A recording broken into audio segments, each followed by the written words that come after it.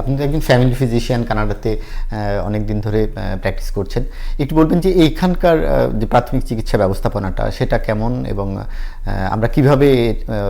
কাছাকাছি অন্তত বাংলাদেশে এটা কিভাবে ইন্ট্রোডিউস করতে পারি? এই যে রেসিডেন্সি ট্রেনিং ফ্যামিলি মেডিসিনের যদি একটা, যেটা এখানে নর্থ আমেরিকাতেও 2 বছর, অ্যাকচুয়ালি খুব একটা লম্বা সময় কিন্তু না। এই 2 বছর যদি একটা ট্রেনিং, এটাকে রোটেশন আমরা বলি, প্রত্যেকটা সাবজেক্টে মেইন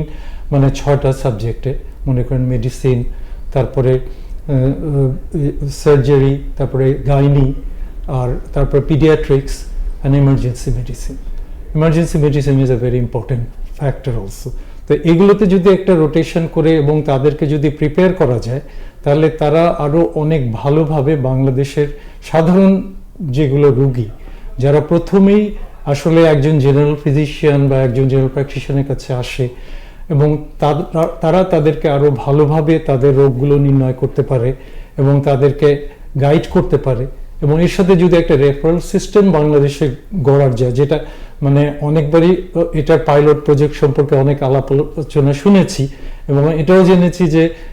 অনেকটা নাকি অনেকগুলো pilot already up and running, কিন্তু আমরা আসলে প্র্যাকটিক্যালি দেখছি না যে সেটা ঠিকভাবে কাজ করছে। তাহলে এই যে আমাদের এত স্পেশালিস্ট ডাক্তার, যাদের কাছে সব রুগীরাই যে কোনো সমস্যা নিয়ে, মাথা ব্যথা নিয়ে, বুক ব্যথা নিয়ে, পেট ব্যথা নিয়ে তারা সরাসরি তাদের কাছে চলে যাচ্ছে, এবং এতে করে আমাদের কিন্তু আসলে স্বাস্থ্য ব্যবস্থাটা একটা মানে অত্যন্ত মানে ঝুঁকির মধ্যে পড়ে যাচ্ছে আমার মতে আর কি। তো এটা একটা ইম্পর্টেন্ট জিনিস।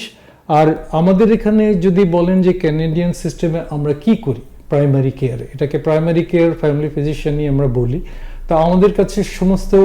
সাধারণ রোগ নিয়ে তারা আসছে, এবং যেহেতু তারা ওই মানে 2 বছর ট্রেন্ড, তারা প্রাইমারি একটা ডায়াগনোসিস করার জন্য মানে মিনিমাম টেস্ট করে তারা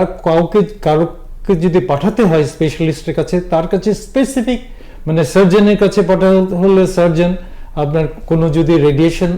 কোনো ক্যান্সার স্পেশালিস্টকে পাঠাতে হয় তার কাছে,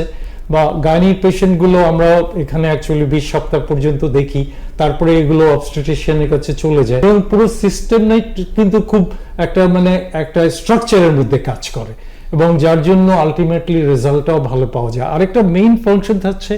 প্রাইমারি কেয়ার ফিজিশিয়ানদের প্রিভেনশন। তো প্রিভেনশনটা এখানে আসলে আমাদের প্রিভেনশনের কতগুলো গাইডলাইন আছে, এবং কতগুলো মানে মনে করেন রুটিন টেস্ট করা হয়, কোলন ক্যান্সার, তারপরে মনে করেন ব্রেস্ট ক্যান্সার, সার্ভাইকাল ক্যান্সার, এগুলোর জন্য আমরা এখানে একটা রুটিন গাইডলাইন আছে, ন্যাশনাল গাইডলাইন, কত